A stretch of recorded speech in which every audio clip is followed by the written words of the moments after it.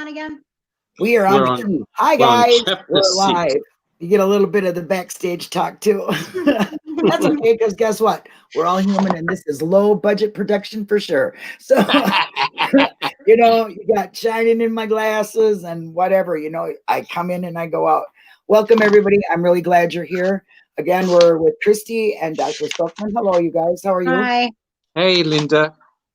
And we are going to try to wrap this sweaty page book up with Kratz, and I appreciate that these guys took their time and even touched the sweatiness of the pages, let alone to dig in and give an opinion. But their opinion means a lot to me, and I'm sure it means a lot to you guys, so I'm just going to let them have it. Go ahead, Mr. Dr. Silkman. You go right ahead. Christy, you want me to make a start on the sweatiness? Absolutely, you can start. But I do want to say that actually Millbilly just made a comment to me about a half an hour ago that he just said, I think I've read it 7 times now. And he said, I don't know how the hell you've done that. And he said he can't even bring himself to read it once. Yes. I feel the same way about Queso and other things that he's read a million times. I don't know how you read that a million times, but exactly. I've gotten to the point where I actually enjoy reading his book now. It looks more like a comedy to me. I laugh more than I'm angry. I've gotten to the point that I can laugh about it, so that's good. Yes. Well, look, thank you very much, Linda and Christy. First of all, thank you, Linda, for re-inviting us back on your show. Oh, more than a pleasure. We must have done a good job. Otherwise, you would have kicked us off. Yeah. Well, it's pretty much open speech here, but yeah, if you were that bad. But no, it was excellent. I enjoyed it, and I know a lot of my viewers are enjoyed it returning too. for it. So we're just glad that you came. Thank you so much. Thank you so much. I see it. I don't know about Christy, but I see it very much as purging the soul. Absolutely, absolutely. It's a necessary evil that we've got to get out the way. But all jokes aside, this is a unique position because here we have the prosecuting attorney writing a book, right, about the case, both the Brendan Dassey and Steve Avery cases. So one would think, oh, you ripper, there's going to be some really good detail in the book. There's going to be information that we don't know anything about. And unfortunately, Christy and I are still looking for that information because, honestly, there's nothing there. Nothing that we haven't seen in MAM, nothing that we haven't seen in the trial testimonies. But if we can continue, guys, for our listeners, we left off looking at the forensic evidence. So what Ken Kratz did was he subdivided his book into various chapters where he looks at the forensic evidence. Right now, we have gone through the first 5 chapters. Well, chapter 6 is entitled The Key. Now, I don't have to tell the listeners how controversial the key was, right? So essentially what happened was, I'm sure all the listeners know, is that on November the 8th, after Stephen Avery's trailer had been searched several times, all of a sudden, if we look at the people who were there, we have both Lenk and Colburn, who shouldn't have been on the Avery salvage yard for a start because of conflict of interest. In the presence of Tchaikovsky, I see aliens. Remember the famous statement he made about aliens? Yep. They discovered the key. Now, the amazing thing was that Tchaikovsky was sitting on the bed, Stephen Avery's bed.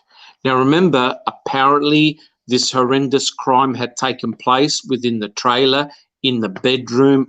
We have a rape, we have an assault, terrible, terrible things here, right? A woman restrained. It's horrendous. Well, Tchaikovsky is sitting on the bed, right? Number one piece of forensic evidence, and you've got Tchaikovsky sitting on the bed.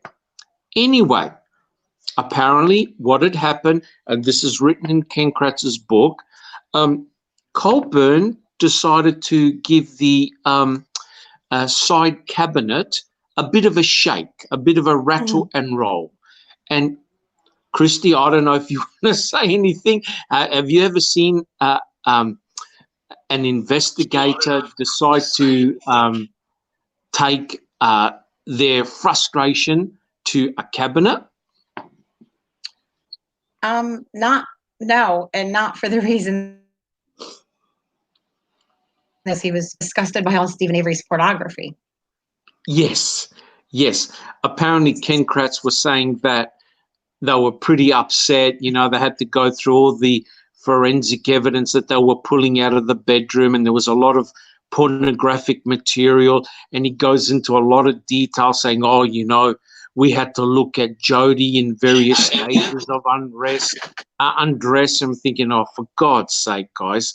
Well, Colburn shakes the cabinet so violently that he puts the cabinet down.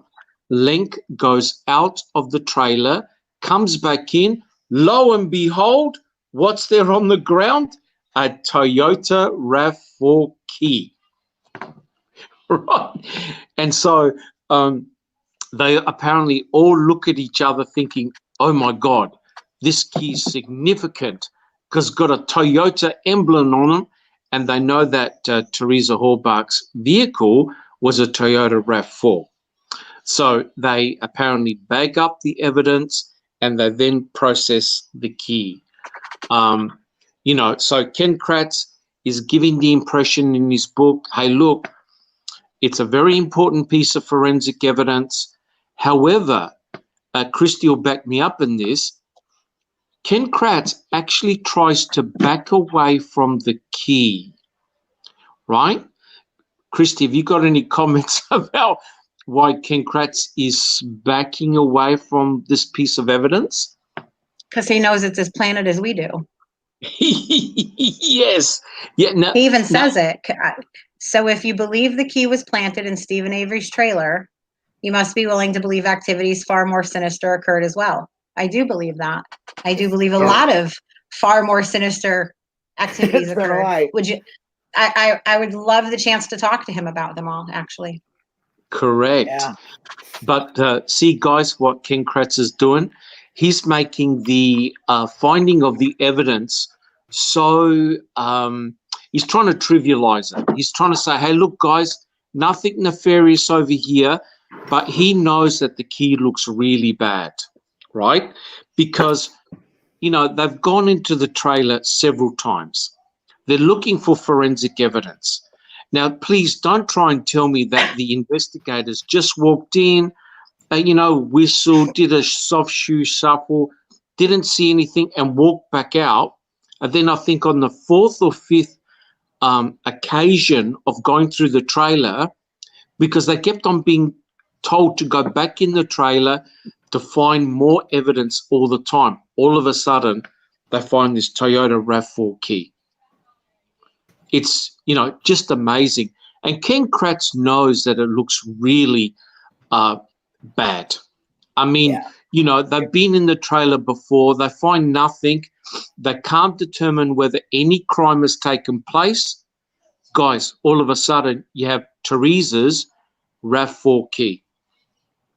And that is really suspicious. Well, they give the key, of course, to Cherie Cohen, right? And she apparently swabs the key. Now, this is apparently Teresa's RAV4 key that she uses every day, that she's used for several years. Now, when Cohen swabs the key, Christy, what do they find? Whose DNA do they find on that key? Miraculously, only Stephen Avery's. Jeez, what luck. None from Teresa. So Teresa handled that key for 2 years. 2 years? 2 Yes. years and something. 2 years and 2 months. 2 years. Yeah. 2 years and 2 months. She handled that key, and not one little teeny nanogram. Yeah. And you know that thing that goes around the neck, that lanyard that matched it, you know. Yes. You know, I know there's only one. That's right. They don't fit together. One of a kind. You can't intermix them, right? I mean. Yes. One of a kind. Yeah. One of a kind. Yeah. They're So so unique that my mind will actually snap into my kids. So that's how unique they are. That's mine too. I must have got his mine are just like yours. So man, we're lucky. yes. So you can imagine, right? This, of course, sets everyone's tongue wagging, thinking, oh, God, this is a plant. It's got to be a plant. Because the investigators go into Stephen's trailer many times. They search it. They're looking for something nefarious, right? And Colburn all of a sudden decides to pick up this cabinet and really, really shake it. A key drops out, right? And it just so happened to belong, apparently, to Teresa Horbach. Cherie Culhane tests the key. Lo and behold, there's no DNA. There's no fingerprints. There's no hair, no fiber from the actual owner of the key, which means that all of a sudden, Stephen Avery must have somehow magically scrubbed the key. And not only that, he leaves his own DNA conveniently on the key. Yeah, what a dumb criminal. now, I don't know about you guys. The Ken Kratz and Wiegert Fassbender all believe that Stephen Avery and Brendan Dassey were forensic gurus, and they cleaned out their trailer, right? So good that there was no evidence of any crime taking place. But what does Stephen Avery conveniently leave the investigators? The key. The key belonging allegedly to Teresa Horbach. Now wait for it, with his own DNA on it and nothing else. That is just like I said, what dumb luck, man. I can't believe it. Like Rhonda says, magic. That's what it was. Magic. It's magic things happen in Manitowoc. It's the magic of Manitowoc. Magic of Manitowoc. Exactly. I've heard of that before. It happens a couple other places. Will you explain it to us here in Dr. Sutherland in his book? Well, he doesn't. Ken Kratz always gives the impression that there's nothing nefarious going on. He basically is saying, well, the reason why this is in his book, the reason why Stephen kept the key was because he had to move the RAV4 to the crusher, right? So let's think about this, guys. Stephen Avery, or the salvage yard itself, is not empty. There are people there, right? Stephen has got his sister who lives next door with 4 boys, with boys. He's got his own mother, father, brother living at the salvage yard. And don't forget, people come in all the time. Yeah. Right? They come in, they come looking for parts. He's never alone. The last place you would kill someone is at the salvage yard because it's not a private place. You've got your own parents there, right? You've got your brother, your sister. And are you trying to tell me that he would kill a female photographer who everyone knows went to that place to take a photograph, and lo and behold, he would keep the key in his trailer and keep the RAV4 on the salvage yard? In other words, he drove past the crusher and he decides to hide it at the pit. Guys, I don't know about you, but it doesn't make any sense whatsoever. But Ken Kratz, the impression I get, guys, is that Ken Kratz is saying, hey, look, nothing to see here, guys. He just kept the key because he wanted to shift the RAV4 to the crusher. I'll be right back again. Okay. It's crazy. It is crazy. There was no way he would have he would have gotten rid of that key before when he went to Crivets. He would have gotten rid of the RAV4 before he would have never went to Crivets and left that vehicle there, left that key in his bedroom. It just didn't happen like that. I mean, if he's just didn't happen like that. look at, he spent a lot of time in prison. If he was gonna, have time to think about a murder all that time, like, they say that's where it came from. Well, he would have planned it out a lot better than that, I gotta say. Oh, A yes. lot of time. Absolutely. Absolutely. But it begs the question, and this is the ultimate question: what's Stevens Avery's motive to kill? What is his? No one can work out a motive because there is no motive. Right. I mean, when we look at the bigger picture, it seriously makes no sense at all. And that's why Fassbender and Wiegert, during the November 9th interrogation, actually said to Stephen, "Oh, we understand if you accidentally killed her. We understand because we know that prison can do that to some people." Guys, can you believe this? 2 investigators are telling Stephen Avery that they would understand if he accidentally killed her because of his long-term spell that he had in prison. And Stephen's going, "I didn't kill anyone." It's completely bizarre. So with the key, for those listeners who want to read more about it, in the trial documents, the key is item C.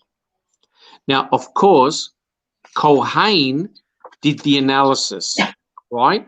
And think about it, guys. What did Fassbender say to Culhane? Tried to put her in his house Or garage. And Now, lo and Christy, behold, guess where we found her? guess in the what? garage. Yeah, garage and in the house. You've got the key that The key. I'm sorry. Yeah, You're right. allegedly got the key that belongs to Teresa Horbach in Stephen Avery's trailer. And of course, guys, we've got the bullet that has Teresa Horbach's DNA that's found in the garage. So, in effect, Culhane did exactly what Fassbender said. She did exactly as she was told. Yeah. And of course, guys, now wait for it. During the court trial, it was known that Cherie Culhane used all the DNA. Christy, are you surprised? She used all the DNA from the key, which means no defense team, for example, Kathleen Zellner, she can't retest the key. All the DNA has been used up. Right. She has nothing left. No, correct. So she utilized all the DNA from the key sample, which means it's a one-off go. So, what perfect instrument to use to plant? The victim's key. But we know that there's a lot wrong. I mean, you look at your own car key, right, that you put in an ignition. It's got wear marks on it. It's got patina. It's got dirt, grit. That key looks almost pristine to me. Yes, in one of the pictures, it looks freshly cut. My grandfather was a locksmith. He had his whole little shop set up in the basement. And there is a picture out there where that key looks like a freshly cut key. Yep. My uncle used to do it too, and I know exactly. And it looks like they maybe used it one time to see if it fit.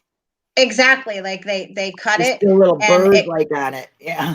Yeah, it goes through this little like a file, like a grinder, and it takes all the shavings off. It leaves a couple scratches on it, and that key looks like it's been used 2-3 times. It definitely doesn't look like it's been used for anything. Right. Yes. And I know it is very possible it was a newer key. Isn't there a story about her losing her keys? Maybe she did have a new one cut, but that key, that picture, that's a brand new key. That is a brand new key. That's not a key that's been used for any length of time. Can't even, open doors with it, or can't even do. There's something you can't do with it, right? Yes, you can use. you can usually lock the glove box and they can't get in your trunk. In her case, there was no trunk. If it was a car, the valet key makes it so that you can lock your trunk and your glove box so that a valet can't get in to get your personal. Yes. That's what a valet key is for. Yeah. Oh, well. Yeah. So there's a lot of suspicion about that key. And if you read the jury trial, Ken Kratz, he knew that key was very suspicious. And he goes, well, we don't really need the key, do we? We've got a lot of other forensic evidence that we can use. But guys, I'm sure your listeners will be aware, if you plant one thing, then what's to say that you haven't planted everything. Right? Everything. And in effect, when you have the DA, when you have the prosecuting attorney even admitting, well, we don't really need the key, we've got other items here, that's not a good start, right? And the other important thing is that Culhane used the key on the door, and the key was able to open the door, and she put it in the ignition, and it was able to turn over the motor. Didn't start the motor because the battery was disconnected. And so they did that to prove that the key actually was able to open up the RAV4. Right? Now we know that the crime lab made a key to open up the RAV4. Right? Now we know that the lanyard, the other part of the lanyard, was found in the RAV4 because we have photographs of it. But hey, who's to say that the investigators didn't find the key in the RAV4 and said, okay, guys, let's take this key apart, plant this in his trailer, put it in there, right? And what's disingenuous is that Colburn wrote an email years later to say, hey, look, that's not how I found the key. The key was actually, now wait for it, it was hidden at the back of the cupboard. So Colburn actually changed his story to accommodate how the key was found.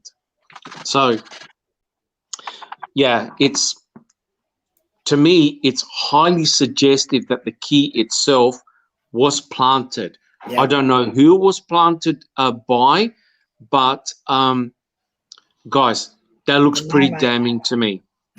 It looks pretty damning to me. I can see a picture in my mind, like, Kacharsky on the bed, Colburn over there looking through the Playboy magazines, and in comes walking. Link just stands there and kind of tosses it there, and then just, oh, hey, at the same time as it falls, hey, so they don't hear it. Look at that. There's a key. Yes. Yeah.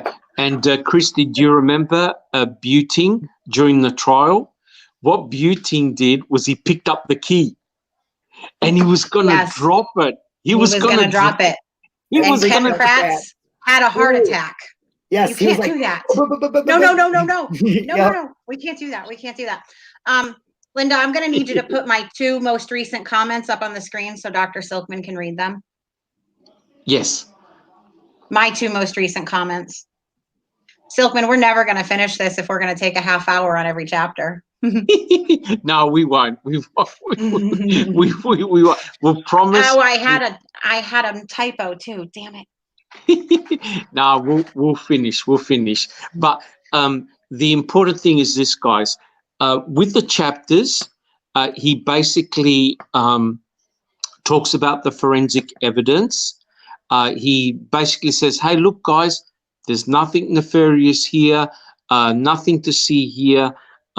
What's the problem, guys? And just my final quote from that chapter, he goes, I quote, how thoroughly are you willing to suspend common sense to explain away the evidence? Right? So, in other words, if you challenge the evidence, there's got to be something wrong with you, right? What's your problem, guys?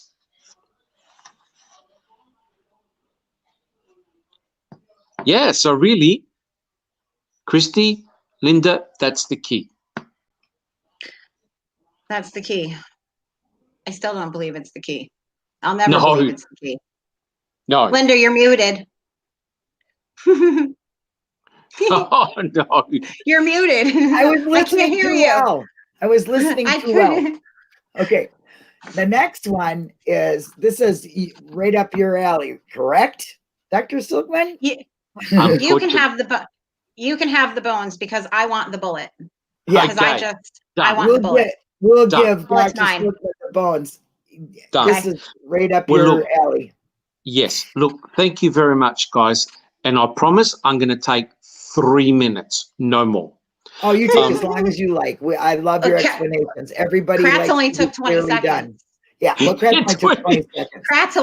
Kratz did it in 20 seconds. Well, geez, he's Okay. doing it 2 minutes and 80 seconds more. So, no, two Yeah. seconds and Beautiful. 70 seconds. Yeah, I more. got it. Okay. Well, look, there's no doubt the bones are central to this case, right?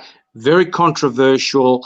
The guilters are up in arms. The truthers are up in arms. Everyone's up in arms.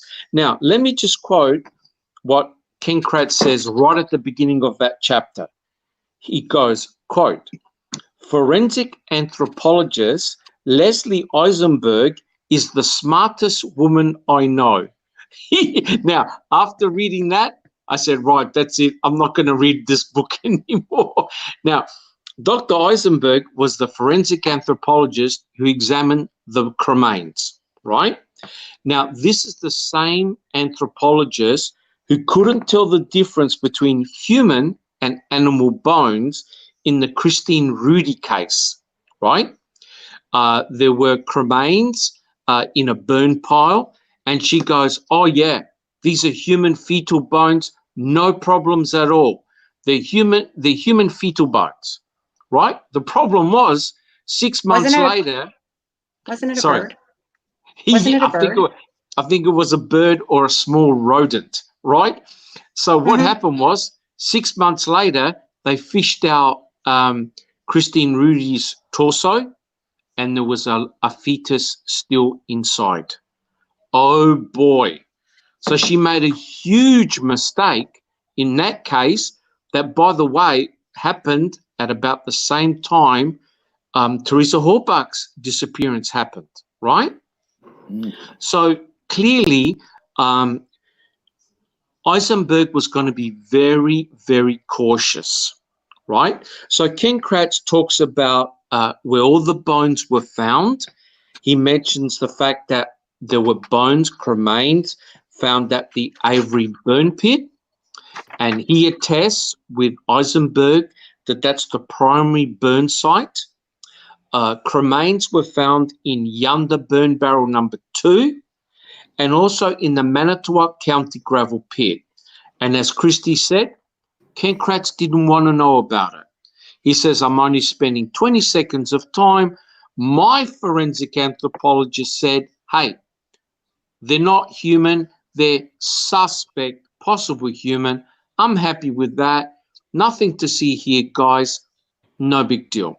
Yet, in the book, he finally admits, oh, well, if they happen to be Teresa Halbach's bone, pelvic bone, mind you, well, it just simply means that Stephen Avery and Brendan Dassey decided to take a couple of bones and decided to spread them throughout, out of the Avery salvage yard. They went to the Manitowoc County gravel pit, left a few bones there. But, as one does, of course, as one does. Here and there. Yeah, Who cares? It don't matter. But we know, of course, what had happened, right? The estate gave the bones back to the Halbach family in 2011. That means that Kathleen Zellner can't forensically retest the bones. And it's controversial because we don't know whose cremains they belong to, right? We don't know who they belong to. Only some tissue was tested because he talks about item BZ, which is a piece of bone that's got some charred muscle tissue. Only 7 loci came up, right?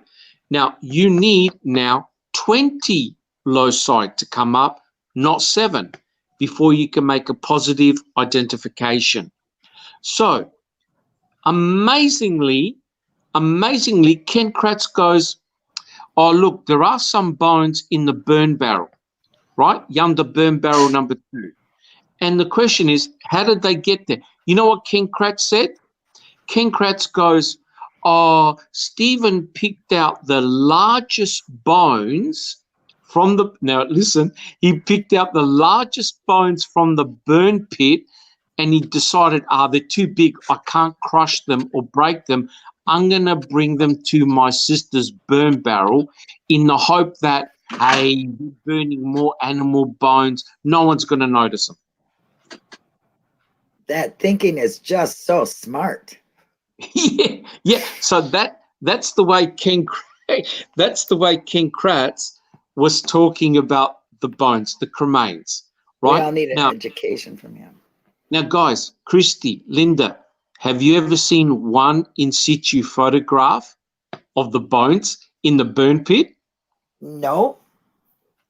No. Maybe they're hiding in Fassbender's drawers or somewhere or something. Yeah. Next to the panties and the vibrator. Yeah. Correct. Yeah. And the CDs of porn that he copied. Yes. There are no in situ photographs. And of course, Ken Kratz, as we know, the empty soap prevented the coroner from coming on site. And guys, really, my last comment about the bones, because we want to finish before tomorrow. And the next one is Christie's. Is the next one is mine. I found 2 skull fragments, right? 2 cranial bone fragments that had bullet holes in them, right? So they knew that the victim was shot at least twice. Yep, at least twice. Guys, yeah, so really, I can talk for 6 hours on the bones, but we're talking about the book, right? And so Ken Kratz presents, look at Nasty Stephen Avery and Brendan Dassey. They burnt Teresa Halbach in the fire pit. Okay, so guys, that's the bones. Yeah, I just don't believe anything about that at all. It just absolutely, I mean, some of the stuff before I, heard about the bones being in different places and things like that, I thought, well, maybe it is possible, maybe this is possible. Looked at the blood, I thought, no, because that looks like a swab to me, and yes. The placement of it didn't make sense. I mean, nothing ever really made sense, but this really was the circus merry-go-round. Tell you what, it just doesn't make, absolutely no sense whatsoever.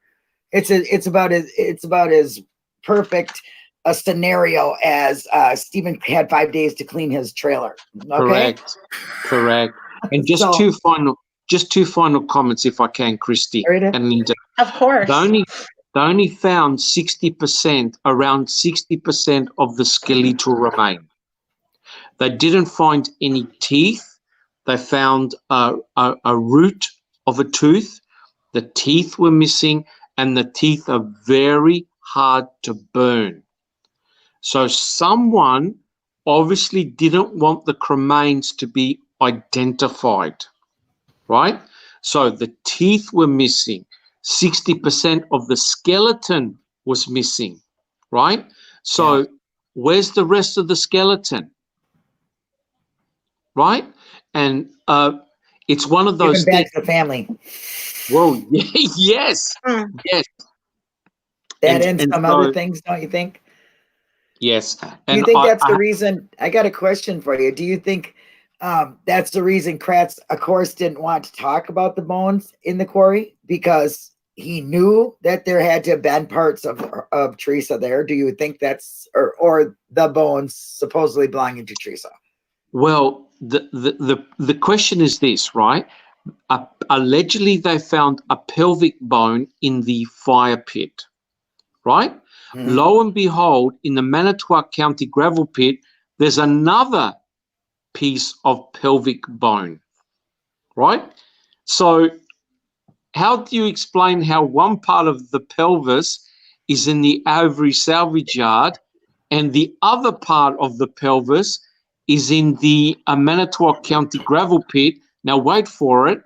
It's got cut marks in it. So the body has been cut up. It's been dismembered and cut up, right? And yet I could see the question by Neville. You're right.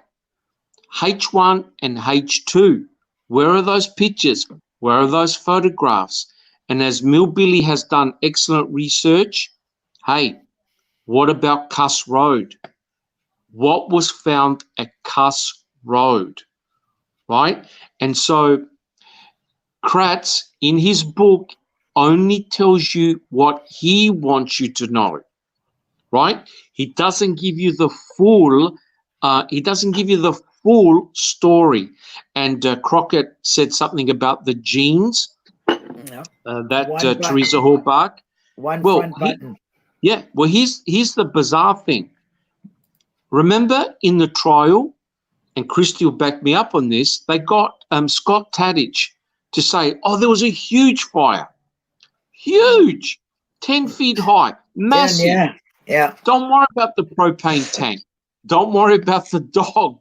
This was a huge fire, right? But I can hear Millbilly yelling at me. I can hear him. I can feel him yelling. On December 26th, we hear Scott Taddick talk about that fire being an itty bitty little fire. Yep. In the calls, you hear him. Don't go listen to it. It's the call to Barbara's house the day after Christmas. Stephen talks to Scott. He talks to Bobby. He talks to everybody that's at Barb's house for the day after Christmas. Yes. Christmas celebration. I got it, Millbilly. I heard you. I heard him. I can hear him. He's in my head. Oh yeah. And I mean that's why I love Foul Play, and I love your channel too, Linda. You've got a lot of very knowledgeable people that know a lot about the case, and it's wonderful. You know, no one's perfect. I don't know the whole case. Chrissy doesn't know, but together we all help each other. Yeah. And so here's the question, right? If the fire was hot enough to burn a body, to cremate a body, why wasn't the fire hot enough to simply melt the rivets? Oh, that would have melted right away. That's brass. Right? How can you get items of clothing still surviving? Yeah, right? You can't. It doesn't make any sense. Nope. The bones were cremated, but the little fibers coming out from underneath that rivet. Yeah. Correct. They made it. They made it. Correct. Okay. Correct. We already spent more time than Ken Kratz did. All right. So I'm happy about the bones. Like I said, I could talk for hours on it. But my final comment is this. Christy, don't kill me. But can you believe that the forensic anthropologist, Eisenberg, said, I don't know where the bones were found. They were given to me in a box. Like a box of donuts. I hear BB. BB says, came in a box, left in a box. Correct. Came in a box and left in a box. I got you, BB. Don't worry. I believe that, though, too. Have you ever seen a crime scene where the investigating forensic anthropologist played no role in getting those bones? Right. No, This case has got it all. Absolutely. Right.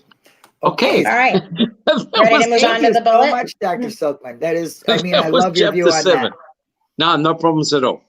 Okay. Chapter 8 happens to be Christie's wannabe. It's all yours, sweetie. Go for it. It's the bullet. The only reason I want to do this chapter is because I actually just recorded a podcast with Jeff and Andrew Whitehead and Obi-Wan Benobi about Item FL.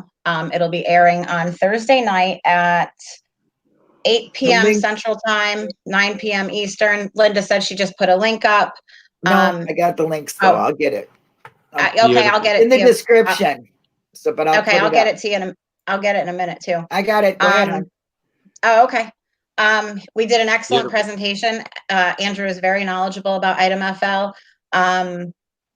So please check that out Thursday night. Okay. So the bullet upsets me just because of what he wrote. And this is the quote. I'm so glad you picked this one out, Silkman, because it's my favorite quote in this whole book, I think. Yeah. Yes. Well, actually, it's one of 3 of my favorite quotes. This bullet was the game changer. it would make my case. Yes. Why? He's already had Stephen in jail for 4 months. Why does the bullet make his case? Why doesn't any of the other evidence you have make the case? Why is the bullet? Why is all the evidence you've been saying that you have for the last 4 months that shaky that this bullet is going to make your case? Because none of it was solid. He knew. He knew. And not everybody agrees with me on this theory. I don't think Ken Kratz was in on it. I don't think he had a clue. I think he was the patsy. And I think by the time he is sitting in that courtroom trying this case, he has put it all together. He knows it's all a crock of shit, but he has no choice because he's so narcissistic, and the power that he is holding right now, he thought this case was gonna make him the next. He was going to be as famous as Johnny Cochran was after defending what's his face there. He thought this was going to be his case, so he kept it up. And I want to read this next paragraph or little. I enjoyed reading this one the night that I read it aloud on Discord. You feel something in these words, and I'm going to try to portray what he's saying. Portable floodlights illuminated the interior, which was filled with shit. Stephen's shit, tools, gas cans, lawnmowers, painting supplies, and rusted junk sat in sloppy piles. Teresa Hallback died here, according to Brendan. I was convinced, and Mark and Tom agreed, that if evidence of her murder lurked therein, amid the shit. Jeepers. Do you feel the hate? I mean, it just sees, it's dripping. The paper is wet with it. It's just... He hates Stephen. He can't, and I don't understand why. Stephen didn't do anything to him, but Stephen was everything that Ken Kratz wanted to be. Stephen was popular. Stephen had all these high-ranking officials and politicians rubbing shoulders with him and talking about, and he was going to be a millionaire. He was going to be a millionaire, and Ken Kratz was only going to be a prize with a $350,000 house. Christy, I'm so glad you read that out. Sorry. Self-nominated the prize. Oh God. Yep. Who does that?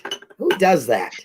So before I let Silkman take it back over, check out Andrew Whitehead on his channel also, and come check out the Thirsty. Oh, Jeff, please let me. I put the links in. Theory. What is it? Thirsty for Theory Thursday. Thirsty for Theory Thursday on the Foul Play YouTube channel at 8 p.m. Central, Thursday, February 13th. Yeah. Great. And I hand it back over to you, Silkman. I promise I'm only going to take 2 minutes. 2 minutes. Okay, I'm setting the timer right now. Okay. Well, look, Item FL, if anything screams planting, this is it, Item FL. Because Item FL is the bullet fragment that was found on March the 2nd, 2006 in the garage. And it was only found after Brendan's interrogation on March the 1st. And that's when Wiegert famously said to Brendan, who shot her in the head, right? So all this information is actually coming from Wiegert, not Brendan clearly has got no idea, because they kept on asking him, what happened to her head? Oh, we punched her. What happened to her head? Oh, we choked her. What happened to her head? Oh, we cut off her hair. At no stage did he say, oh, yeah, we shot her. And then when he finally admits, oh, yeah, Stephen shot her, he goes, how come you didn't tell us? And Brendan goes, because I couldn't think of it. Now, come on, guys, right? You're not going to forget shooting somebody in the body and the head 10 or 11 times, right? And remarkably, no one at the salvage yard heard any gunshot that day, right? Emanating from where Stephen's trailer was in garage. No one heard any shots. And those guys are shooting there all the time, right? And so really, I think Kratz knew that the bullet was very suspicious, right? because what had happened was Zellner's experts examined Item FL, right? So the initial theory was Item FL caused the cranial damage to the skull. In other words, it was the bullet that struck her in the skull, and they found the bullet, and lo and behold, it contained Teresa Halbach's DNA. The problem was this: there were multiple problems, and I've done a presentation on this, guys, if you want to have a look at it. And there's a TTT being done, so I'm not going to spoil the party. Just to say that Zellner's experts looked at the bullet. Lo and behold, they found no bone shards. They found wood and red paint. This was critical because Ken Kratz goes, uh-oh, it didn't strike skull, right? So therefore, he had to backtrack and say, okay, it didn't strike skull. It meant that it went through her body. Oh, yeah, but how do you account for the wood shards? Oh, it ricocheted, hit the red, there's a red toolbox, hit the red toolbox and embedded itself in the wood. Now, remember, guys, it's a .22 caliber bullet. It's not a high velocity round. And so hence Ken Kratz had to backtrack, right? And he goes, oh, well, they used the bullet. They must have used the tarp because they couldn't find any blood on the floor. Now, as BB said, as BB said, I want to tarp. It had to be a bulletproof tarp, right? Bulletproof, because there was no blood in it, right? So my final comment is this on the bullet, right? There's no doubt that the rifle that was in Stephen Avery's bedroom, that belonged to Roland Johnson. That fired Item FL, no question, right? But Roland admitted firing around 3,000 rounds all over the salvage yard, including near the garage, because there were gophers and rabbit holes, right? So some of the cartridges that are ejected could have easily fallen into the garage, right? Now, look at this, guys. Ken Kratz is trying to say, hey, look, you know, they cleaned up the garage beautifully, and yet they leave 11 shells on the ground for investigators to find 4 months later. Have you ever seen anything so ridiculous? So in the one way, Ken Kratz is saying, hey, look, you know, suspend your belief here. Item FL, it's real, it's genuine. However, Cherie Culhane used up all the DNA in the bullet. You can't retest it. And my contaminated. She contaminated the negative control, right? Which means, in essence, you throw away all the results. You start again because there's contamination. However, she used up all the DNA from the bullet and the key, right? So what a coincidence. Yes. What a coincidence. Exactly. The two items that put Teresa in Stephen Avery's property can't be retested because she used up the entire sample. I mean, just the one and only time she ever broke protocol too. So let's hear that.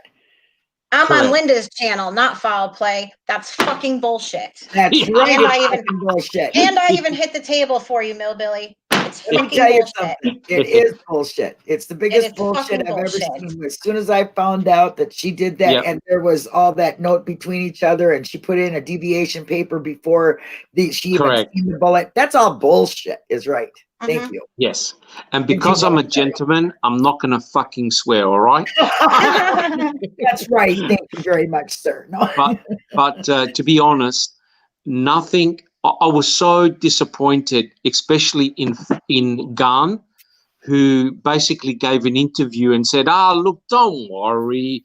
These things happen. You have to use a bit of, now wait a minute. He said common sense to allow Item FL to be submitted hey, if the judge was a molecular biologist, the judge would have thrown it out, right? Right. So now here's the problem, right? It's embarrassing. Look what Kathleen Zellner has done with one piece of forensic evidence, right? She's embarrassed the state. Now, the state has to explain this. How can a bullet that never struck bone have Teresa Halbach's DNA on it, right? And what we discovered was Cherie Cohen was actually extracting Teresa Halbach's DNA at the bench because she was looking at other items from the RAV4, and it's in her report. And the other thing which is shocking, she had all the swabs at her bench in a cupboard.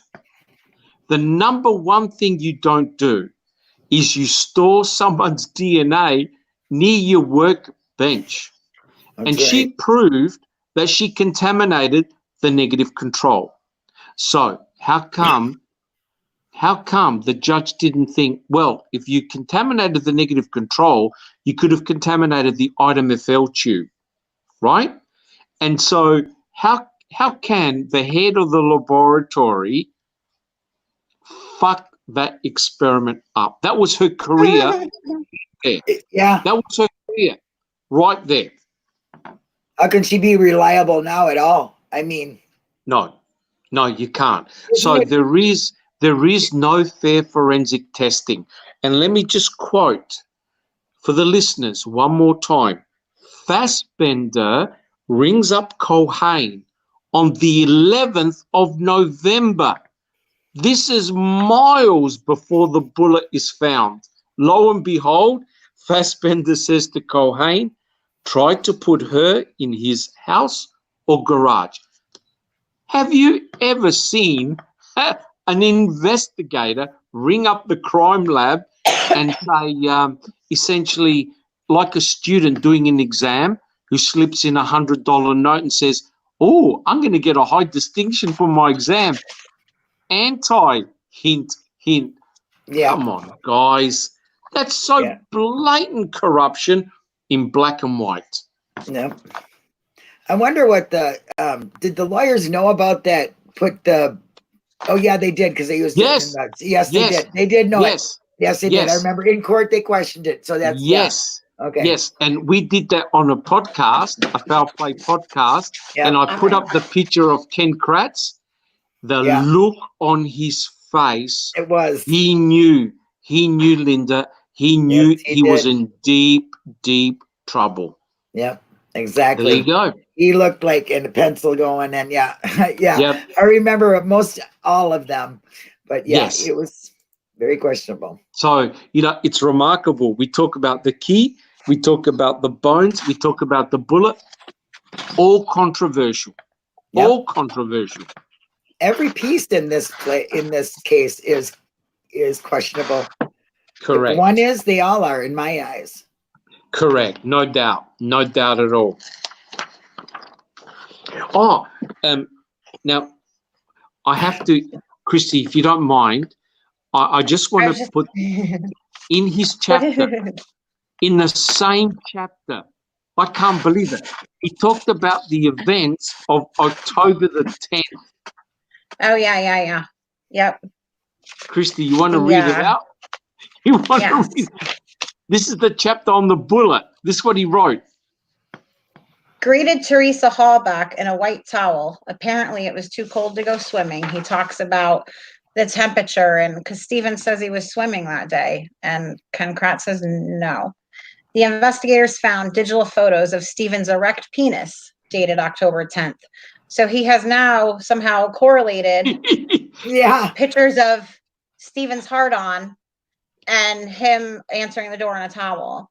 I did hear Stephen talk about this in a phone call with Dolores, and Stephen says that he was in the pool and that Teresa saw him get out of the pool, that he, I believe, waved to her, went up the back deck of the house, got a towel, came through the house and out the front door to meet with her. He was in the swimming pool. Yes, he had the swimming pool at the back. Yes, and yes, so that he didn't want to drip water through the house, and that's what he tells Dolores. So I really find nothing nefarious about the towel, but Ken Kratz is stuck with a towel. It's the quote you have highlighted here is, "It seems Teresa's last visit to the Avery property had a major impact on Stephen," said Tom dryly. Yep. Can you believe that? Is this the mind of a sexual pervert? Yeah, that's me. That's me. I mean, and the sad thing is, and I'm sorry, I'm sorry it's going to come out this way. The only one Stephen's penis was erect for was Jody. Yep. And not Debbie. Well, he talked to other. Yeah, he talked maybe to other for people. a minute or two, maybe for a couple minutes. But he. I'm pretty sure Debbie's first visit killed the erect penis. Yes, you betcha. That's a Minnesota saying. But guys, can you see what Ken Kratz did? He associated, because remember, he's trying to paint Stephen Avery as a sexual predator, right? As a monster, absolutely. Yeah, and a monster. Yes, and a monster. As an absolute monster. Yeah. So Stephen comes out of his own pool in his own house, not nude, but wrapped in a white towel, right? Pictures are found of his erect penis, and what does Tom say? Well, they've got to be associated, right? And you're thinking, you've got to be joking. So again, what Ken Kratz is doing here is speculating. He's building up Stephen, his character, as a sexual predator, a sexual monster, and that Teresa Horbach was this young, innocent girl. How dare Stephen Avery do this to her? Unbelievable. There you go. Yeah, absolutely. I agree. Never really. I don't know how to explain it. A man's, that's what it is. Because she said English is her second language. I don't know what language she speaks, but I mean, do you really want me to? I mean, do I really need to go into detail? I can't. I mean, I'm a grown-ass woman. I got 4 kids. Second head. It's the one that it's their third leg. It's the one that they do all the thinking with. There you go. I think Neverly was joking there somehow. Well, maybe if she was, then guess what? She just made a fool of us. For a second. No. I felt it was necessary to make sure. I don't want any kind of language communication barrier. I want to make sure everybody completely understands what I'm talking about. Right. Exactly. Of course. Exactly. Okay, so here we go. The accomplice. Well, to me, all jokes aside, I think this was the best chapter. Can I read it off? Is this all quotes from the whole chapter? Do you want me to read it? Yeah. Go for it. Go, let him have his opinions in there, because I like some of them. Yes. Yes. Christy, which ones are your opinions? No, they're all quotes. They are all quotes from the chapter. Okay, except then the read green, away. Correct? Except the green, correct? Okay. Correct. All right. Yeah. I like reading this book. Making a Murderer viewers can't forget Brendan Dassey or help but feel sorry for him. He's the shuffling, mumbling young man with bad skin and broken bowl haircut, a cipher adrift with tiny promise of a future. Fuck you, Ken.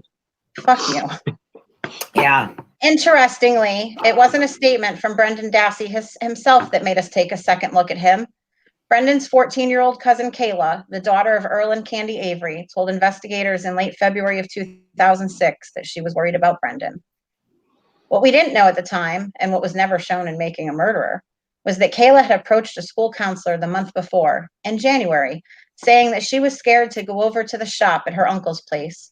She'd also asked the counselor whether blood could come up through the concrete. Yeah. Crucially, Kayla made these statements before investigators regarded the garage as a crime scene. None of this information was reported to authorities until after Brennan's arrest, because it wasn't part of the. Yeah. Anyway, and when he admitted seeing toes and other body parts in the fire on October 31st, Brendan Dassey morphed from being just another wayward young person on the property to perhaps the most critical witness against Stephen Avery. Yep. To shield Barb and her children from intimidation, officers invited the Yonda family to stay at a local resort, Fox Hills, many miles away from the Avery compound in Mishicot. It seemed clear that Ma and Pa Avery cared about Stephen and Stephen alone. They would sacrifice their grandkids in a heartbeat, I thought. rather than give up their freshly exonerated son to the cops. Barb agreed to stay at Fox Hills for the night. Can you believe that? This chapter pissed me off, and it pissed off everybody that was in the call and Yes. Discord that night when I read this book. Yes. I've never been comfortable with the idea of interviewing a child witness without some support person present. My ass. Whether an attorney or a parent. Then why'd you do it? If you were never comfortable with Exactly. doing it, why did you allow it to be done? Yes. But Barb And- was definitely a loose cannon, and nobody could assure me that she wasn't more interested in saving her brother than her own son. Gee. Her attendance at the interview wouldn't help get to the truth. Of course not, you asshole, because you didn't want to hear the truth. Correct. Especially if Brendan was more involved than we thought. So although I understood Barb would be told of the March 1st scheduled interview, I hoped she'd choose not to attend. And he writes this in a book. He writes it in a book. He writes it down in a book. So I've never been comfortable. I just want to read. I've never been comfortable with the idea of interviewing a child witness without some support person present, whether an attorney or a parent. Blah, blah, blah, blah, blah. So although I understood Barb would be told of the March 1st scheduled interview, I hope she'd choose not to attend. So you've never been comfortable with the idea of interviewing a child witness, yet you hoped that parent wouldn't attend. Yes. Okay. It's I had to all make in the sure I same heard that right. paragraph. That's why I read it twice. I wanted to make sure everybody heard it right. Yep. I mean, come on. All right, let's go. We got a little bit more to go. Fassbender and Wiegert picked up Brendan at school on the first day of March and drove him to the Manitowoc County Law Enforcement Center. On the way to the interview, they stopped off at his house, where Dassey handed over the first piece of physical evidence and what would be a long list of items corroborating his version of the Halloween night events. The bleach-stained jeans he wore when he helped his Uncle Stephen clean blood from the garage floor. Notice clean blood. Clean blood. Yeah, specifically. Blood. Yep. But there shouldn't be any blood because he had a tarp, remember? That's right. That's that magical right. tarp. Come on, make up your friggin' mind, asshole. He either did it or He does. he's a walking contradict himself. contradiction. Yes. He's a Yes. walking contradiction. An oxymoron of his own. Correct. Yes. Okay. Late that afternoon, my cell phone A rang. conundrum. That's what Crockett called Conundrum. him. There you go. There you That's what go. Crockett said. There you go. All right. Late that afternoon, my cell phone rang. We need to see you, Wiegert said, urgency in his voice. How did it go? You aren't going to fucking believe it. Dassey confessed to raping Teresa while Stephen watched, and they killed her together. Wiegert was right. I didn't fucking believe it. I don't believe it either. Stuck together. Me neither. Neither do 40 million fucking make a murderer. And Correct. growing. And growing. Yeah. How did you get him to tell you all this stuff? I asked.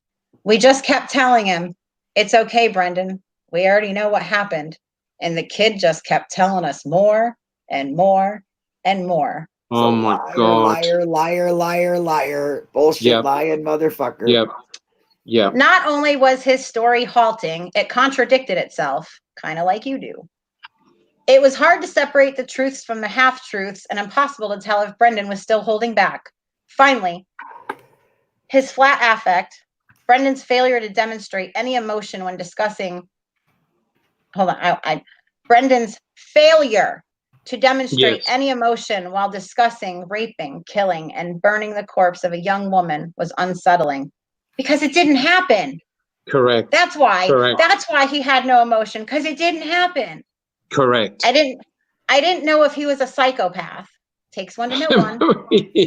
Mentally ill, an accomplished liar, or just dumb as a post. In the end, I was certain of only two things. Brendan Dassey was there, and he helped. Yep. I'm just going to keep reading. Avery gave Brendan some money from Teresa Halbach's purse. His uncle, Brendan said, burned the rest of the purse's contents, including the victim's digital camera and phone, in his own burn barrel, confirmed by the recovered physical evidence of Teresa's burned electronics. Once again, never mentioned in Making a Murderer. Not once. Dassey admits to helping his uncle hide the SUV down by the pit the evening of October 31st. and says they drove the vehicle the back way around the salvage yard to deposit the car. Stephen had every intention of crushing the SUV, according to Brendan, but he had waited too long. Pam Sturm, I like to call her Pam of God, a citizen searcher, discovered the RAV4 on the morning of Saturday, November 5th, before he'd had a chance to crush it. But that wasn't all. Brendan told investigators that Uncle Stephen reached under the Toyota RAV4 hood, which officers theorized was to unhook the battery. Sergeant Bill Tyson, making damn sure to first put on fresh latex gloves. Doesn't he at some point say that he may not have put on fresh gloves? Oh, he didn't change his gloves. Correct. Swabbed the hood latch of the SUV after it returned to Calumet County. It revealed DNA of the defendant, Stephen Avery, to the exclusion of any other DNA in the world, most probably skin cells sloughed off of Stephen Avery's sweaty hands, often called touch DNA. Avery's DNA on the hood latch means that it was Stephen himself who reached under the victim's vehicle hood, only accessed after the hood release is triggered from inside the vehicle. If I remember correctly, there's none of those sloughed off skin cells on that, though, right? Yeah. So and nowhere else. And nowhere else. So unless we'd cut a deal with Dassey's attorneys, which we hadn't, we couldn't legally call Brendan to the stand. Let me say that again. I never used Brendan Dassey's statements, any of them, to convict Stephen Avery. Avery was convicted primarily on the forensic evidence recovered at the scene: the blood, the key, the bones, and the bullet. Stephen sunk himself. Yep. This may surprise you, but there is one opinion I share with even the most rabid factions of Making a Murder audience, and it is that Brendan ended up a sort of sacrificial lamb. We may disagree on who is responsible for this, but make no mistake, Brendan is a victim in his own way, and I have a lot of sympathy for him, and I have said that for years. You don't have a fucking ounce of sympathy in your body for anybody except Oh, what for me. heart! Oh, you bleeding heart, son of a bitch! Get away from me! Yes. Pretty much. Yeah, I must admit, that was a real hard chapter to go through. Yeah, but it was important to read. It was important to get a perspective of what Ken Kratz was thinking. And at the moment, I'm reading the 2010 post-conviction hearings of Brendan Dassey. And I tell you what, if you want to be shocked, you got to read those. You must read those. What Kaczynski and O'Kelly did was simply unbelievable. They both were on the payroll of the state. They were working for Ken Kratz. Damning evidence against Brendan, against Stephen, to help the state. Because what they wanted to do was do a plea deal, and they were really pissed off that the family, especially the grandfather, Alan, said, don't go for a plea deal because it's going to hurt you and it's going to hurt my son. Yep. So on the one hand, Ken Kratz, what he's doing is blaming the grandfather. He's blaming the family. He's blaming Barb. He's saying, hey, look, your son committed this horrible murder, this horrible rape. Oh, by the way, we don't have any forensic evidence to put him in the house or the garage, but he said this. Oh, I know your son recanted, but who cares? We're not going to take that into account. So what Kaczynski even met with the police before he met with his own client. And he made statements to imply that Stephen Avery was evil incarnate, that Brendan Dassey had committed these crimes, and we're going to lose this case. So, you know, when your own attorney says that to the press, you're doomed. You're gone. And so you could see from that chapter that Christy read out, it's very emotive. It's unbelievable what Ken Kratz was thinking, right? Now, what Ken Kratz doesn't disclose was the fact that Kaczynski and O'Kelly were actually working for him. Yeah. How shameful is that? That is, I mean, them two, it's the worst subject for me is Brendan and O'Helly. Oh, Helly, there's a special place for you. And Oh, Mr. God, I yeah. Meow hope it's Meow, filled with. I hope it's filled with blue ribbons. I hope this one doesn't have 9 lives because Meow Meow. I hope you don't have 9 Yes. lives. That's all I got to Yes. say. No, it's really as bad as it gets. It really, really shameful. Absolutely shameful. I don't know how they can live with themselves. I honestly do not. And when I was watching that, before I even got really involved, like, this, I was like, you're supposed to be for this kid. What are you doing? I did Yes. not get it. Did not get it. Did not Yeah. register. Yeah. And So, from those post-conviction trials, what shocked me was that Fallon, he objected so many times against Drizzen and Dvorak. Fallon was actually working on behalf of, wait for it, Kaczynski. Right? Now, Kaczynski is meant to be the attorney for Brendan. And yet during those hearings, it's Fallon that stands up for Kaczynski, blocking off objecting to as much as possible. How do you work that one out? How do you work that one out? Kaczynski was in effect protected by both Fallon and Kratz. They kept on objecting. Drizzen, you know how many times Drizzen and Dvorak were told to shut up by the judge? This is truly amazing. Truly amazing. I've never read, like you said, you're reading through them, so I've never had the courage to do so, because I haven't either. Really, really affects me really a lot. So I don't know if I could read through it, but I can't wait till you do something on it and explain it, because I know you will. So. Yeah. Oh, absolutely. I'm nearly about 3/4 of the way through. It's disturbing. Yeah, I can only imagine. Because it is, I mean, from what I know and have seen, and I know that's not even all of it, because you read in them papers and you hear so much more. It's going to be devastating, but it is it's a travesty. What I found amazing was that both Kaczynski and O'Kelly admitted to everything. No shame. Yeah. They openly admitted to doing all these things that were wrong. Yeah, I don't know where we can go from here. It's bizarre. Yeah, it is corruption. It is corruption, no question. There's now, absolutely guys, corruption here. You want to do chapter 10? We can do chapter 10 pretty quickly. Okay, let's hit absolutely. Yes. Do you want, Christy, you want me to go through that? Let's see. I can read this. I'll read it. Okay. And then I'll read it and then you can discuss. Yeah.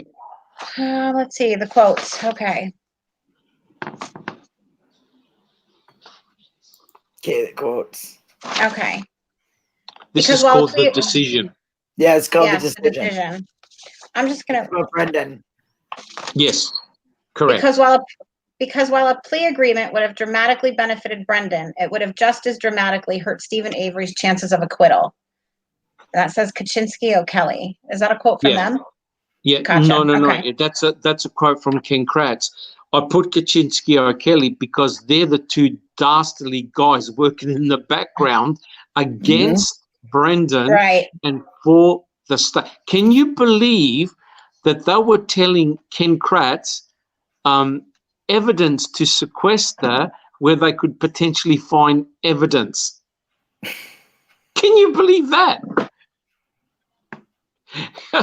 I can't believe anything in this case. How do you That's true. No, that's true. Not one. As you said, you thought it was a dramatization. You thought these were actors.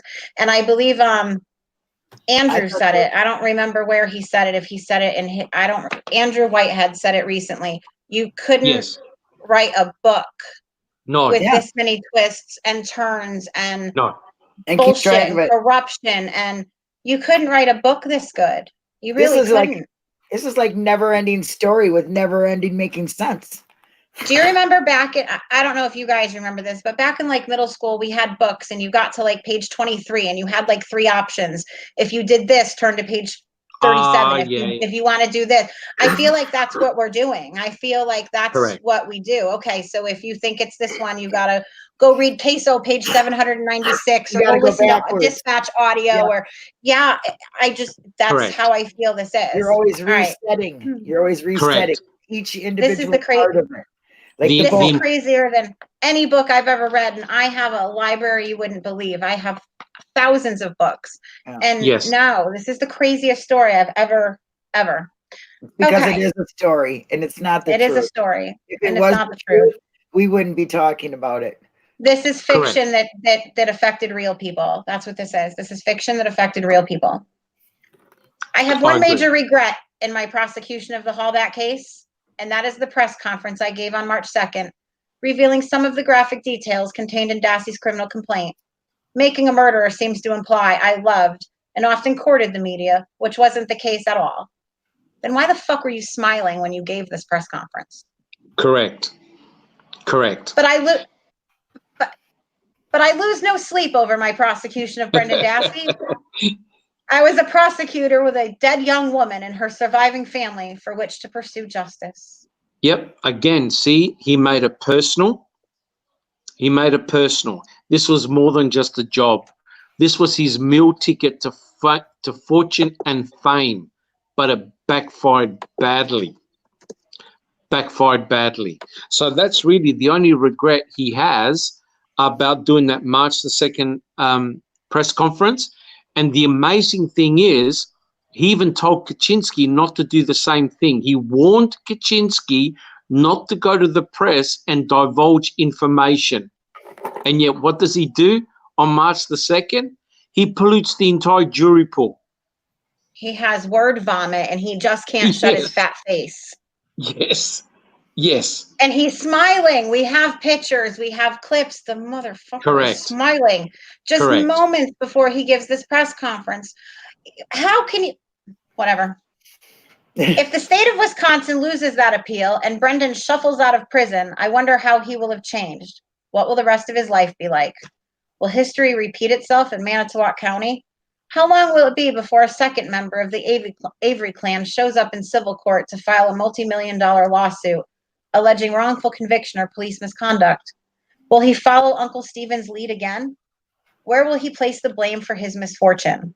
Will he take the life of another in retaliation? Oh my God. If he does, I'm certain the Making a Murderer cameras will return to Wisconsin to capture the aftermath. Can you believe that? Yeah. Well, can you believe that?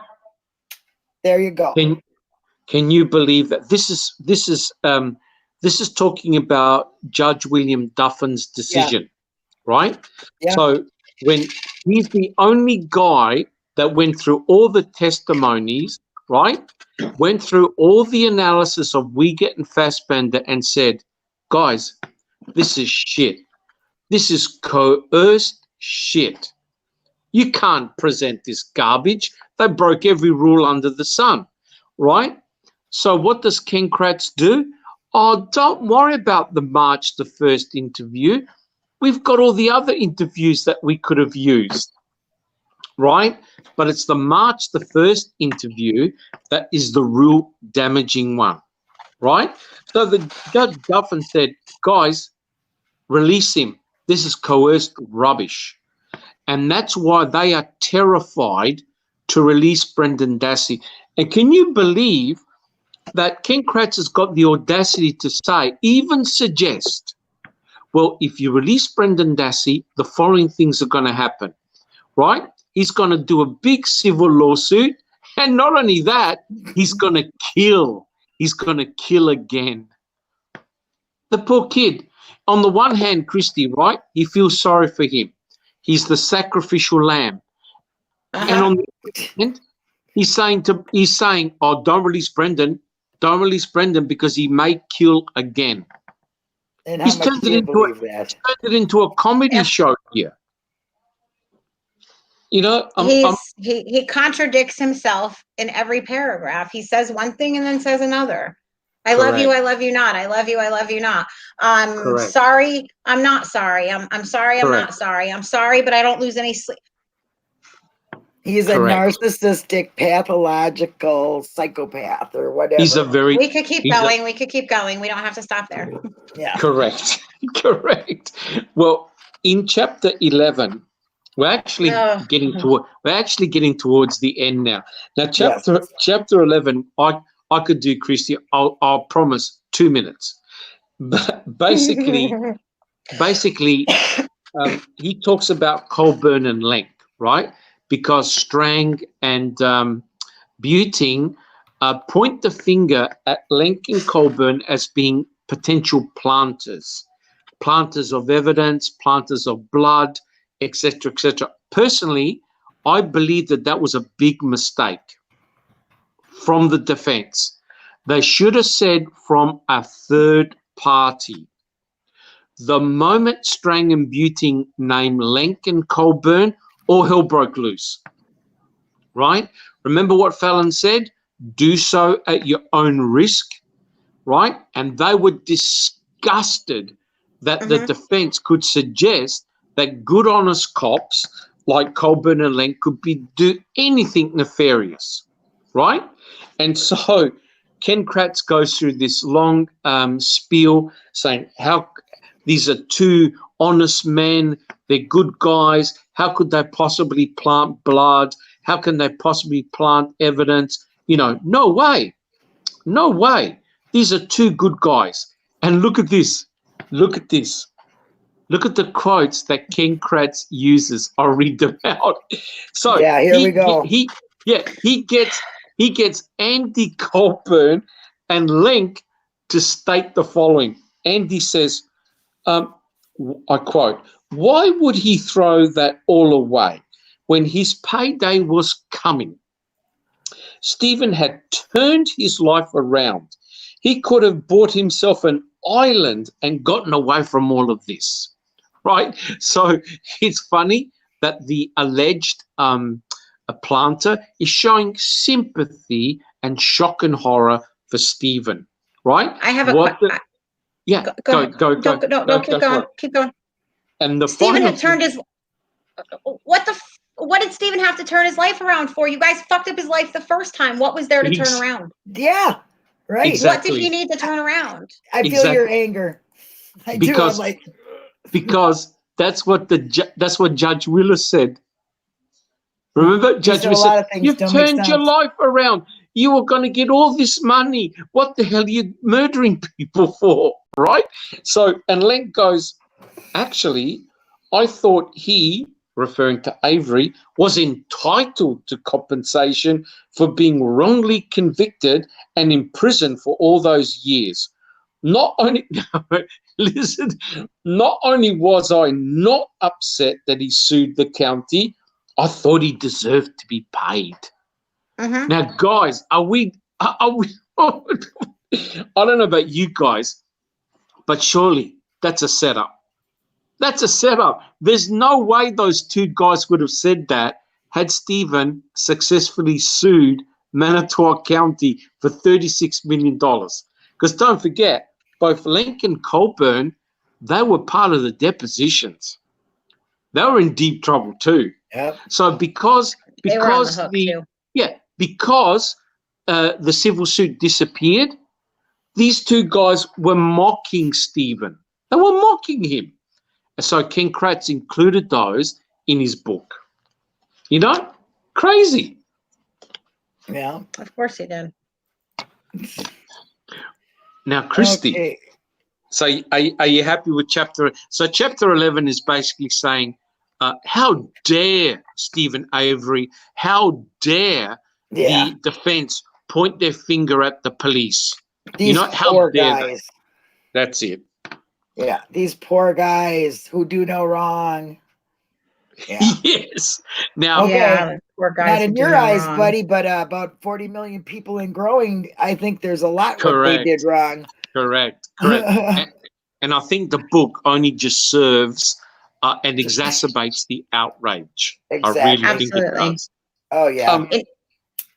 I have had quite a few people reach out to me to ask me how to read this book for free. So please find me, and I will tell you how to read this book for free. You can find me on Twitter. It's at Christy24741.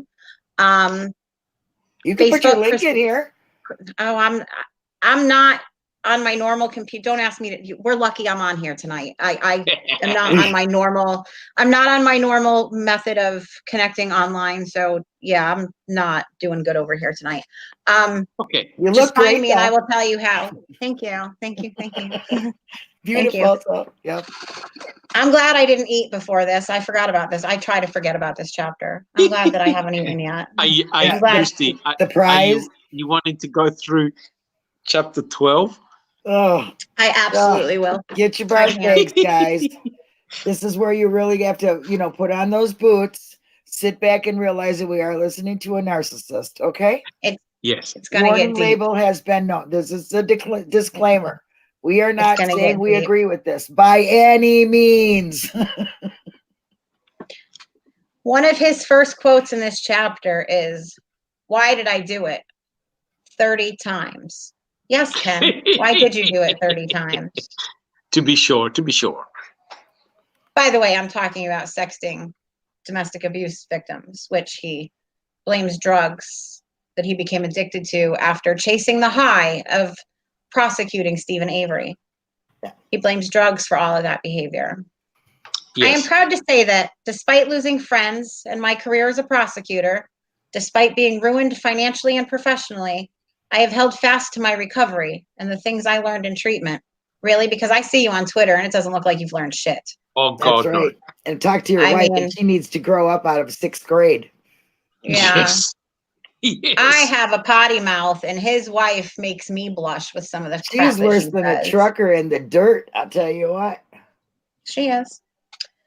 Okay. I wonder whether things might have been different for Stephen Avery if he had been forced to confront his own narcissism and entitlement. Sorry. I'm sorry. No joke. I I nearly had to threw share my it. window. There we go with this one here. You want to read it again, Christy? Christy, what is this here? Julie's got 30 times or 30 different women. Oh, yeah. Quite a Well, few I guess women. that's all. I guess that's all in the interpretation. It was quite a few women. Okay. I'm pretty sure it was more than 30 times. Okay. Because there's also there's also complaints against him that never made it to the public because Correct. OLR squashed him and they found nothing. So well, fuck you, if you want to know all about Ken Kratz, every single bit of this part of his life there, Paul Capaldi has it over on his channel. He read every single email from get-go to the end. Oh, God. Yes. I've read them all too. I haven't retained them and I haven't studied them, but I've read them all too. Good to know. I'll have to, maybe Paul, maybe we should go chat about Ken Kratz for a little while. Yes, you should. Yes, you should. He took the time. It's very good. Go ahead. I'm sorry. I wonder whether things might have been different for Stephen Avery if he'd been forced to confront his own narcissism and entitlement. If he had found a way to manage his anger that didn't involve lashing out at others. I wonder, too, how things might have been different for Teresa Halbach. Jesus. Fuck you. I can't. Twang, twang. It's hard to believe. The night that I read this book to everybody, we had a great time. We had a great time when it was over. I was stopping after chapters and people were we had a great discussion, and I am going to do it again very soon. If people want to join us on Discord to read the book, I am doing it again. I need to record it for somebody. Okay, well, we only got a little bit left, so keep your Yep. I don't think it's too much now. We're not really going to talk too much about Mr. Kratz himself, Mr. Kratz. all I'm going to say is that he does take this chapter to take the time to blame everybody but himself for this. Correct. That's typical. He was on a high that he had never experienced before. This was the greatest case of his life. He convicted Stephen. He convicted Brendan. And all of a sudden, he was nobody again. And he couldn't handle it. He was nobody again. Bye-bye. And that is supposedly what led him to turn to drugs. My opinion, I my childhood sweetheart turned out to be a heroin addict 10 plus years into our relationship. I'm very familiar with drug addicts. I've been surrounded by them my whole life. Drug addicts, narcissists, the whole 9 yards. I can see one a mile away. There is no way in hell you can convince me that that man was not on drugs prior to March 2nd of 2006 when he sat at that table with what's his face and told the world what Brendan Dassey confessed to. Yes. Which what the part he leaves out was that was his own sick, twisted fantasy. Correct. I mean, look at how he treated some of these women. This Brendan Dassey's confession was really Ken Kratz's fantasy come true. That's what it was. I think I so. agree. I think so. Correct. I agree. He basically, he transplanted his own sick fantasy on the case. Yeah, into the life of a 16-year-old and took that 16-year-old's life away, and then turned around and said, "But I'm the only one that cared about him. I'm the only one that was looking out for him." Give me a break. Give me a break. Christy, do you mind if I give the chapter summary? Not at all. This is how I summarized the chapter, the prize. I said it's a chapter of narcissistic drug taking, addicted to sex wanking. Yeah, I like the way That's it. That's a short version. That's really good. I wouldn't be surprised if he uses this book as his form of pornography. Yeah. Well, I would say so. We all know that the reviews were absolutely horrid, and I should put that somewhere in the description so they can see that they were terrible. And if we have a look at chapter 13 and 14, we could only take a minute. It's no big deal. Chapter 13 is entitled "The Vast Fantastical Police Conspiracy." And the quote there is, "Do you believe in fairy tales?" And why not? We had to when you told your story. He apparently thinks we all are going to. Correct. So basically, he tries to bring the story of Lenk and Colburn being involved in a conspiracy to frame Stephen Avery. And he's basically saying that, look, if you believe that Lenk and Colburn were involved in this conspiracy, then you got to dispense your belief. You got to believe in fairy tales. How can your police possibly be involved in this? And you know what, Christy? You have embedded confessions here, right? Because he actually says, "Oh, do you think that this officer and that officer found the RAV, did this, planted evidence, planted the bones?" Yes. Yes, I do. Yes, I do. Yes, I do. As a matter of fact, I do, Mr. Kratz. Why don't you come talk to us about that? Yes. So it's not a matter of identifying who the planter or planters were, but he basically outlined how they would do it. Right? Yes, he did. Exactly how they would do it. And yes, you do believe that that's precisely how it went down. So in chapter 14, it's entitled "The Aftermath." Now, this is when he wants you to feel really sorry for him, because since Making a Murderer came out, he has received over 4,000 death threats and hate-filled messages, and also the MTSO has as well. And what about the horrible messages Dolores got? What about the horrible messages she got about raising a monster and being a bastard? What about those? Still get. What about the stuff they still get for years and years and years and because there's hateful, wrongful people out there like Ken Kratz that painted a picture, and O'Helly that painted a picture that people back there cannot get out of their mind. Correct. So basically, Ken Kratz has got no moral issue of having destroyed the Avery and Dassey family. Destroyed them. You can't, I'm sorry, but you can't recover from this when your whole name is destroyed, when your whole reputation is destroyed. Yet he wants us to feel sorry that he received death threats. And he can't understand why, Christy. He can't understand why. And so to me, this is why he wrote the book.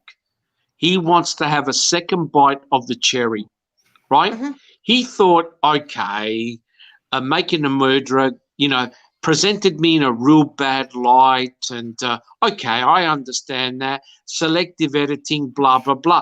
I'm going to write down my own book, right? I'm going to write my own book and set the record straight. Can you believe that people hated him even more? They hated him even more, right? 75% gave him a 1-star review, right?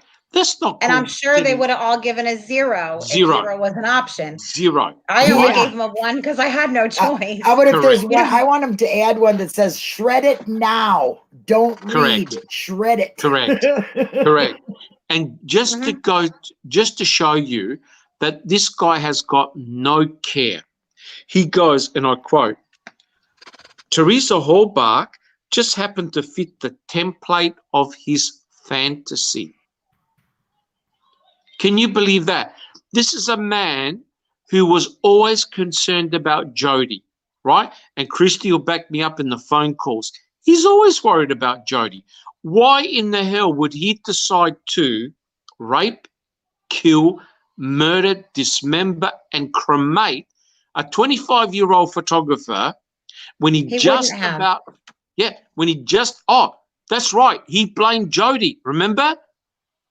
He even blamed Jody to say, he wanted to have sex, you weren't available, so he picked on Teresa Halbach. Because Stephen is so sex crazed, he can't hold out. Correct. He's got to commit a rape and murder. Correct. Oh, by the way, he just happened to have a civil lawsuit, and you had Kucerik and the DA were just about to be deposed. Hey, guys, don't worry about all of that. I spent 18 years in prison. Don't worry about that. I'm going to kill someone. I'm going to go back to prison. Everyone can go back to their normal daily activities. Sorry, guys, I should have remained in prison. And what's remarkable is this, right? Remember in our podcast, we actually showed Herman and all those guys saying, well, see, if Stephen had remained in prison, he wouldn't have killed again, which is exactly what Ken Kratz said about Brendan if he gets released, right? So poor Brendan, I think the biggest misdemeanor he did was he asked for an extra piece of toast from another prisoner, right? An extra piece of toast. That's the only bad thing he's ever done in all the time he's been in prison. And now he believes that if you release Brendan, he's going to kill and kill again. He's going to murder and murder again. Unbelievable. So he finishes the chapter, and I quote, but as for Stephen Avery, he's right where he belongs in a maximum security prison. So that's where Ken Kratz belongs. Well, I could think of a few places he needs to be. Yes. Ken Kratz needs to be in a maximum security prison. I'm so glad we're about to wrap this up. Yes. This is just it. I'm good with it, and then it starts to anger me. And it just really depends. It just really depends. Correct. Christy, I can finish the remaining in 2 minutes. We don't have to go through every. I promise, Linda. I promise. Well, believe it or not, you've got 2 more chapters, right? Believe it or not, and sorry, Christy. No, it's okay. I'm sorry to interrupt you. These are the 2 extra chapters that he went all over Twitter. New book. These are the 2 new chapters that equate to a measly 50 pages, and they don't say jack shit. They do have one piece of interesting evidence that I'll get to when you get that far. I'll let you go through here. Thank you, actually, your outline helped me the other day when I was doing the podcast with Andrew and Jeff and Obi. I was able to find something based on your outline. Thank you, by the way. No problems at all. Pleasure to help out, guys. Well, basically, Ken Kratz, he's the type of guy that knocks his head on the wall, doesn't learn from the experience, and goes, I'm going to do it again. I'm going to bang my head against the wall, because what he does, this is beyond the pale. He now writes 2 extra chapters squarely taking on Kathleen Zellner and her experts, right? He hasn't learnt the lesson, right? So he now stirs the hornet's nest by taking on Kathleen Zellner and her experts, who are world class, right? So basically, he entitles the chapter "The Day the Circus Came to Town." Oh my God. Right? Right? Now, why on earth would you Is take he the on? bearded? If this is the day the circus came to town, does that make him the bearded woman? Wait a minute. Oh, I God, thought Jen. that was his birthday. The circus taking into account. Yeah. So why on earth stir the hornet's nest and take on Kathleen Zellner? Right now, Kathleen Zellner is no country bumpkin. She knows her stuff, and she's taken on unbelievably difficult, complex cases and won. She's, what is it? Between $50 to $100 million in money that, from wrongful convictions. Something along those lines, A yes. huge amount of money, right? And so now Ken Kratz has got the goal to start stirring up Kathleen Zellner, right? And so essentially what he did was he broke up all the evidence, and there's no need to go over it again. But what he was trying to do was he was trying to debunk Kathleen Zellner and her experts, right? Now, here's the problem. Here's the problem. Kathleen Zellner hasn't got all the forensic evidence in her hands, right? She's examined the bullet, and look what her experts have done with the bullet alone. Embarrassed the state. So you can imagine what will happen if Kathleen Zellner can get access to the RAV4. Now, I know people are going to say, which RAV4? Well, the RAV4 that the state has got, right? So you can imagine if she was able to get access to the bones, right? But obviously the bones have been given away, right? So he went through basically all the evidence again and says, look, guys, there's nothing to see here. Everything is cool. No problems. Her experts don't know anything. My experts did a really good job. Go away.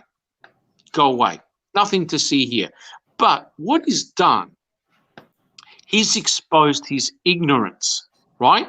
He's taking on Kathleen Zellner, who's an expert at exoneration cases. Right. And Kathleen Zellner said, the Steve Avery case is a piece of cake compared to some of my other ones, right? She did. She freed Ryan Ferguson. Yeah, right? that was a hard one. Right, and that was only on confession base. Right. There's no physical evidence. Hello, what do we have here? Yeah. Brendan Dassey. No physical evidence, no forensic evidence. She's going to have a field day. So to me, the last 2 chapters, I don't know about you, Christy, I learned nothing. No, they were a complete waste of time. They were to try to get, they were just because he needs the final word. He's a narcissist. He has to have the final word. These Correct. 2 chapters were to attempt to have the final word because, okay, so Making a Murderer came out, he wrote book number 1. Making a Murderer 2 came out, he made book number 2. So what are we going to do? Just release 50 more pages every, there was zero purpose to this. Zero. Right. Yeah. Just to answer Jay Jack's question, no, I have not. I know where I can find them, but I will definitely read them. I'll read those emails between Kratz and Fallon. I'm just going through the 2010 depositions at the moment with the Brendan Dassey case, and I'll get access to those emails and read them. Oh, look, there were plenty of shenanigans that were going on. There's no question about that. And now it's being exposed for all of us to see. It's horrific. It really is horrific. Yeah, so that's my take on those 2 chapters. In my opinion, it's probably best to watch Ma'am 2. I think I'm going to do Ma'am 2 like I did Ma'am 1, the podcast. And I think Ma'am 2 is going to be very important because it's looking at the forensics. It's looking at Kathleen Zellner and what her and her experts have been doing. I think it should be very interesting. It will be. And it brings us to where we are right now in real time. Correct. It brings us to where we are. And before I forget, Jay Jax, I would be very interested in some of that Ken Kratz stuff. If there is a Ken Kratz room over on the Foul Play Discord server, if you can throw anything Ken Kratz related in there, that would be awesome. I appreciate it very, very much. We do. I don't have the stomach for that guy. I have barely the stomach to do what I do on O'Kelly and Kaczynski, okay? Because yes, they fascinate me how evil they are. But there's so many aspects to this case that people are involved in. Dr. Silkman is involved in the forensic. He likes the forensic stuff. There's other people who like the political conspiracy theories or the multiple rab theories, or there's just all these different theories going on. I don't even really like that. I want the psychological. I want to know what people were thinking, what they were feeling. Why did they? I like the psychological aspect of it. I think it's why. I don't know. I'm going to read his book for an 8th time. I'm pretty sure I'm on 6 or 7, so I'm going to go for 7 or 8. I mean, his narcissism just it blows me away. It blows me away how you can claim to be cured, can claim to have gone through all this therapy, yet you don't see it. You don't see, you haven't cured shit. You're not healed. You're not still working your program. And I feel like I just want to say this one last thing. It's his. I must admit to being disappointed with the book writing experience. Good. I'm glad you're disappointed. That was great. I was disappointed with the reading experience. Yeah. I'm glad I didn't have to, and I had you guys. Jax. Oh, I don't mind. I'll take one for the team. I'll take one for the team. I don't mind. Yeah. You know the quote that Christy just read? That's the only honest thing Ken Kratz said in the book. I agree. That's the only honest thing that I agree with you. Yeah. So, I don't know. He talks about himself being a fat, high-pitched something. I thought that was a pretty honest statement. Correct. He might have had 2 honest statements. We might have had 2 in there. Correct. Oh, and his last word, I'm going to say his last word. His last word is a clear dislike for Kathleen Zellner. Oh, yeah. Oh, absolutely. No, that's my comment, but there's no question. He hated Stephen Avery because of his notoriety, for the fact that he was becoming good, he was changing. He had a new law named after him. He had notoriety. He hates Kathleen Zellner for the same reason. She's famous, right? So you can see Ken Kratz is going, hey, what about giving me some kudos? He destroyed himself. Yeah. He destroyed himself in the manner he behaved in the trials. He destroyed himself in his book.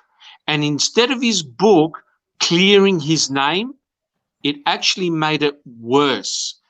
And Christy will back me up. If I was Ken Kratz, I would not write another book. I would write an apology and give back the money to everyone who bought that book. Yes, I agree. I feel bad for the people. I don't know if, I highly doubt many people did. I feel bad if anybody paid for it again just to get those 2 extra chapters, because it wasn't worth worth the paper it was printed on. It wasn't worth the paper it was printed on. He built a big thing about it, and then what did you do? Correct.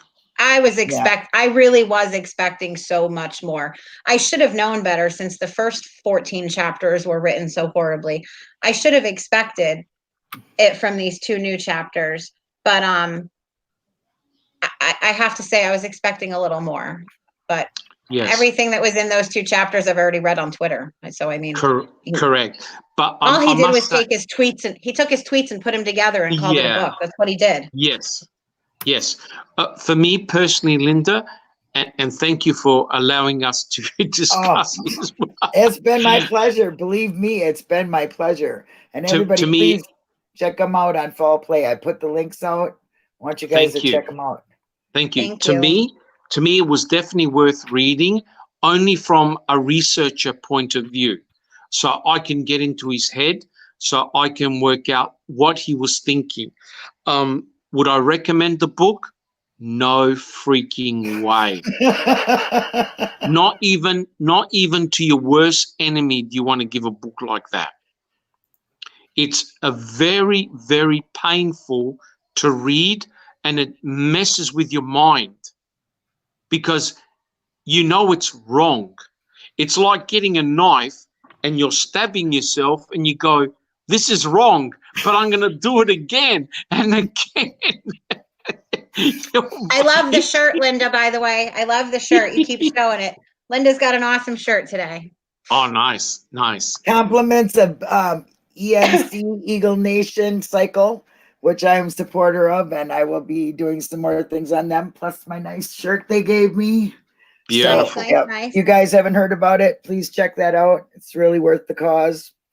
It was an assassination, and I posted my thank you to you guys. It's been wonderful. Thank you. I thank you so I really enjoyed very it. much for joining me, and everybody else in chat. Thank you for your time and your support and listening to this.